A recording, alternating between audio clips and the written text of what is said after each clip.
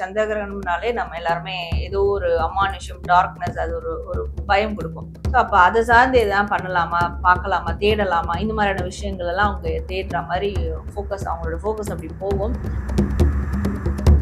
நல்ல விஷயங்கள் தடைப்படும். எல்லாமே நல்லா போயிட்டுருக்கும். சடனா ஒரு பிரேக் அடிக்கும். லைக் ஒரு டிரைவ் பண்ணும்போது எப்படி இருக்குமோ அதே மாரி தான். ஸோ அப்போ டார்க்னஸ்க்குள்ள போகக்கூடாது. ஸோ அப்போ பாதிப்புகள் பார்க்கும்போது அவங்களுடைய ப்ரொடெக்ஷன் சார்ந்த விஷயங்கள்ல பாதிப்புகள் வந்து ஏற்படும். ஒன்ஸ் அந்த ப்ரொடெக்ஷன் பாதிக்கப்பட்டுருச்சுன்னா, நல்ல வாய்ப்புகள் இவங்களுக்கு ஈஸியா கிடைக்காது. அது வந்து ஏதோ ஒண்ணு வந்து பிளாக் பண்ணிக்கிட்டே இருக்கும்.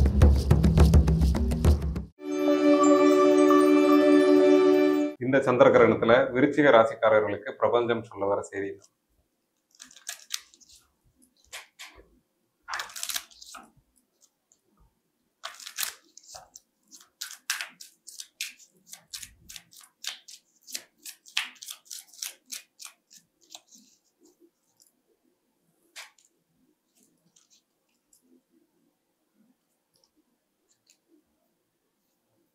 ஸோ விருச்சிகம் இவங்களுக்கான கார்ட்ஸ்.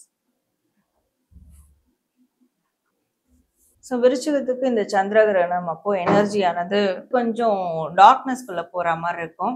அதாவது சம்டைம்ஸ் வந்து அமானுஷ்யமான விஷயங்களை பத்தி ஆராய்ச்சி பண்றது அண்ட் அமானுஷ்யமான படங்கள் பார்க்கறது. ஸோ அந்த மாதிரி அமானுஷங்கள் என்னெல்லாம் இருக்கோ, டார்க்னஸ் என்னெல்லாம் இருக்கோ அதை பத்தி ஆராயலாம். ஏன்னா அது கொடுக்கக்கூடிய அந்த எனர்ஜி இப்போ சந்திர கிரகணம்னாலே நம்ம எல்லாருமே ஏதோ ஒரு அமானுஷம், டார்க்னஸ் அது ஒரு ஒரு பயம் கொடுக்கும். ஸோ அப்ப அதை சார்ந்து எதாவது பண்ணலாமா, பார்க்கலாமா, தேடலாமா, இந்த மாதிரியான விஷயங்கள் எல்லாம் அவங்க தேடுற மாதிரி அவங்களோட ஃபோக்கஸ் அப்படி போகும். ஸோ அதை அவாய்ட் பண்ணிக்கணும் அப்படின்னு இருக்கு. அதை அவாய்ட் பண்ணிட்டு அதை வந்து நல்ல விஷயங்களுக்கு வந்து மாத்தினாங்கன்னா, இப்போ டார்க்னஸ்னா அதை அவாய்ட் பண்ணிட்டு ஸ்பிரிச்சுவல் ரீதியான விஷயங்கள்ல ஃபோக்கஸ் பண்றாங்கன்னா, அதை பத்தி ஏதாவது தெரிஞ்சுக்கலாம், அதை பத்தி வந்து ஏதாவது பாக்குறது, கேட்கறது, இப்படி வந்து ஃபோக்கஸ் பண்ணா அது அவங்களுக்கு ஒரு நல்ல ஒரு டிரான்ஸ்ஃபர்மேஷனை கொடுக்கும். ஆல்ரெடி அந்த மாதிரி ஒரு டார்க்னஸ்ல மாட்டிக்கிட்டு இருக்காங்கன்னா, மேற்கொண்டும் அந்த டைம்ல அதை பண்ணக்கூடாது அப்படின்னு இருக்கு. அதை பண்ணாம அதுக்கு அப்படியே ஆப்போசிட்டான விஷயங்களை பண்றாங்க அப்படின்னும் போது, இது வந்து ஸ்பிரிச்சுவல்னு கிடையாது. எந்த விஷயங்கள்லயும் ஒரு அடிக்ஷனா இருக்கட்டும், ஏதாவது வேலை ரீதியா ஒரு டார்க்னஸ்ல மாட்டிட்டு இருக்காங்கன்னா, அதுக்கு அப்படியே நேர் ஆப்போசிட்டா இருக்கக்கூடிய அந்த லைட்னஸ், பாசிட்டிவ், அதை சார்ந்த விஷயங்களை உருவாக்குறாங்க, அதை சார்ந்த விஷயங்களை ஸ்டார்ட் பண்றாங்க. அதாவது படிக்க, கேட்க, அதை பத்தி தெரிஞ்சுக்க ஸ்டார்ட் பண்றாங்கன்னா, ஸோ அது வந்து மிகப்பெரிய ஒரு டிரான்ஸ்ஃபர்மேஷனை கொடுக்கும் அப்படின்னு இருக்கு. அந்த பர்டிகுலர் டைம் அது பண்ணும்போது இன்னும் அதனுடைய எஃபெக்ட் அதிகமா இருக்கும். விருச்சிகம் ராசிக்காரர்களுக்கு இந்த சந்திர கிரகணத்தினால என்னென்ன பாதிப்புகள் நடக்கும்? ஸோ இவங்களுக்கு வந்து பாதிப்புகள் அப்படின்னு பார்க்கும்போது, இவங்களுக்கு வரக்கூடிய வாய்ப்புகள் வந்து தடைப்படுறதுக்கோ, அதாவது இந்த டார்க்னஸ்குள்ள போகிறாங்க அப்படின்னா வரக்கூடிய நல்ல வாய்ப்புகள் தடைப்படும். நல்ல விஷயங்கள் தடைப்படும். எல்லாமே நல்லா போயிட்டு இருக்கும். சடனா ஒரு பிரேக் அடிக்கும். சடனா ஏதாவது ஒரு விஷயம் குறுக்குல வந்துடும். லைக் ஒரு டிரைவ் பண்ணும்போது எப்படி இருக்குமோ அதே மாதிரி தான். ஸோ அப்போ டார்க்னஸ்குள்ள போகக்கூடாது. அப்படி போயிட்டாங்கன்னா இவங்களோட ப்ரொடெக்ஷன் சார்ந்த விஷயங்கள்ல பாதிப்புகள் ஏற்பட்டுரும். ஆக்சுவலா இவங்களுக்கு ஒரு ப்ரொடெக்ஷன் இருக்கு, ஒரு ஷீல்டு இருக்கு. டிவைன் சைட்ல இருந்தோ இல்ல அவங்களுடைய தெய்வம் என்ன தெய்வத்தை வழிபடுறாங்களோ அவங்க சைட்ல இருந்தோ ஏதோ ஒரு ப்ரொடெக்ஷன் ஷீல்டு இருக்கு. பட் இவங்களாதான் அந்த ஷீல்டை வந்து உடைக்க பார்ப்பாங்க. ஸோ இந்த டார்க்னஸ் அப்படின்ற ஒரு விஷயத்த வந்து ஃபோக்கஸ் பண்றதால.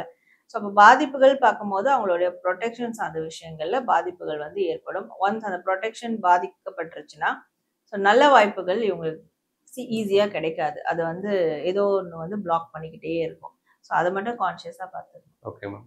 சந்திரகிரகணம் நடக்கக்கூடிய அந்த நேரத்துல விருச்சிகம் ராசிக்காரர்கள் என்னென்ன விஷயங்கள் பண்ணும்போது அவங்களுக்கான முழு பலன் கிடைக்கும்? ஸோ ஒரு விஷயத்த வந்து சேஞ்ச் பண்ணிக்கணும் அப்படின்னு இருக்கு. தன்னோட சந்தோஷத்துக்காக, தனக்கு இது வேணும், தனக்கு வந்து இது நடக்கணும் அப்படின்றதுக்காக ஒரு காரியம் செய்றாங்கன்னா, அதை கம்ப்ளீட்டா சேஞ்ச் பண்ணிக்கணும் அப்படின்னு இருக்கு. ஏன்னா இவங்கள பொறுத்த வரைக்கும் நமக்கு தானே அது சந்தோஷம் குடுக்குது. அதனால நம்ம யாரையும் வந்து நம்ம ஹார்ம் பண்ணல. எதுவும் வந்து நம்மள டிஸ்டர்ப் பண்ணல. ஸோ அதனால நம்ம சந்தோஷம் வேணும், அதை நம்ம பார்க்கலாம்னு நினைப்பாங்க. பட் இவங்களுக்கு தெரியாம கூட அது மத்தவங்களுக்கும் பாதிக்கப்படும். இல்ல இவங்களுக்குமே அது பாதிப்பாகும் அது ஃபியூச்சர்ல. ஸோ அப்போ இப்ப என்ன பிரசன்ட்ல என்ன சந்தோஷம் எனக்கு கிடைக்குது அப்படின்றத மட்டும் மனசுல வச்சு ஒரு காரியம் வந்து செய்யக்கூடாது. அது ஃபியூச்சருக்கும் வந்து பார்க்கணும். ஸோ அப்ப அந்த விஷயத்த வந்து சேஞ்ச் பண்ணிக்கிறதுக்கு அதற்கான ஒரு ஒரு கெப்பாசிட்டி இல்ல அதற்கான ஒரு ஏதாவது ஒரு சோர்ஸ் அவங்க அந்த டைம்ல கேட்குறாங்க யூனிவர்ஸ் கிட்டன்ற போது நிச்சயமா அது அவங்களுக்கு கிடைக்கும். ஓகே. இப்போ செப்டம்பர் 7ஆம் தேதி வந்து சந்திர கிரகணம் நிகழ இருக்கு.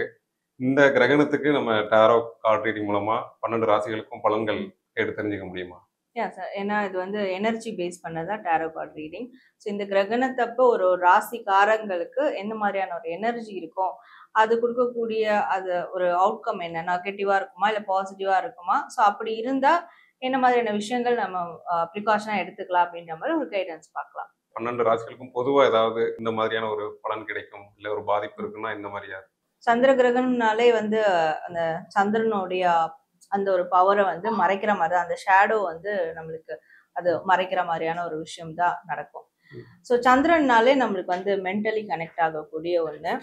ஸோ மன ரீதியான உளவியல் சார்ந்த விஷயங்கள்ல சந்திரனோட வந்து நம்ம கனெக்ட் பண்ணுவோம். ஸோ அந்த டைம் வந்து ஒரு கிரகணம் வருது அப்படின்ற போது, ஸோ அப்போ இதை சார்ந்த விஷயங்கள்ல நம்மளுக்கு ஒரு மனிதனுக்கு வந்து கொஞ்சம் ஏதாவது ஒரு அஃபெக்ட் வந்து ஏற்படுறதுக்கு பாசிபிள் இருக்கு.